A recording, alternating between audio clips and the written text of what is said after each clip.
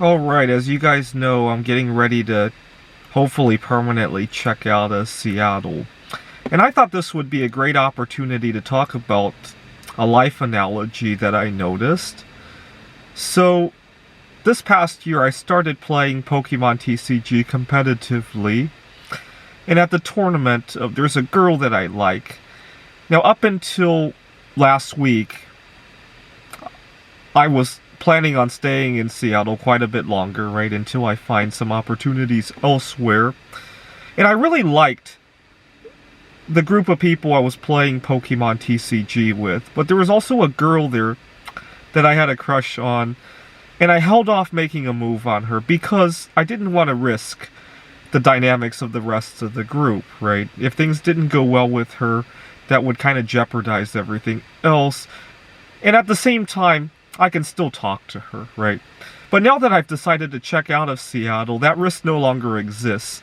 And finally, I make a good move on her, right? Now, 2 months ago, I was traveling in Wallace, Idaho, and I don't frequent Wallace very much, right? So, if there's a girl there that I like, or if there's somebody I want to make a move on, or something that's a little bit high risk that might ruin the dynamics, I'll give it a try, right? Even though I love Idaho, or Wallace, Idaho, there's plenty of other communities just like Wallace, Idaho in the United States, or even elsewhere, right? So, that's a risk I can swallow, right? If I have to live there, if I had a job in Wallace, Idaho, that would be a whole different story at that point, right? 5 years ago, I was traveling in Gdansk Bay, Poland, and I had a crush on the daughter of the owner of the hostel that I was staying at. Now, I can really make a move there, right? If I screw up and I come home, what happened there can stay there. And in fact, it went pretty well. She remembers me. I've been trying to make arrangements to go back, but the pandemic and later on the refugee situation has kind of put a hold on that. But we've stayed in touch, right? And that's good. Now, when I was at the hostel, something else happened that I had been very sleep deprived during my trip because I had gone to a computer Olympiad in Amsterdam just before going to Warsaw. And one night, I thought I had dreamt that I went next door to buy some non-alcoholic beer, but I woke up and I found the empty beer bottles in the hotel room, and well, that wasn't a dream, but in the dream, I had a good conversation with the girl working at the convenience store. But I went back to the convenience store and I couldn't find her, and I thought that maybe the girl just seemed a lot more attractive in my dream than she really was.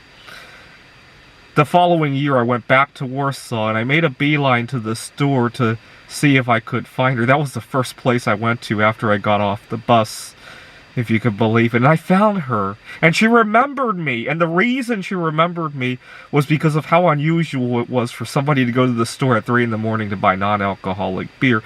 She thought I had quit drinking the real stuff and had switched to non-alcoholic beer, but was still craving of beer at 3 in the morning. And so it became a funny story for her to tell her family and her coworkers. But unfortunately, as we were talking, she had made a reference to her husband. And when I heard it, for 2 seconds, my heart sank. But then I realized now I could actually talk to her a lot more aggressively because I'm not worried about it not working out now. And so I made a good connection there, and I got to practice. Because let's face it, culture there is very different than back home in the United States. So having her as practice before the real thing comes along. Anyways, so what I wanted to point out is that you have to weigh your risks and rewards, right? Right now in Seattle, with everybody that I'm interacting with, the risk is gone, and or my risk appetite has gone up a lot because I don't have to worry about risk, so I can reap a lot of rewards in terms of interactions, in terms of practicing, right? Target practicing, if you will.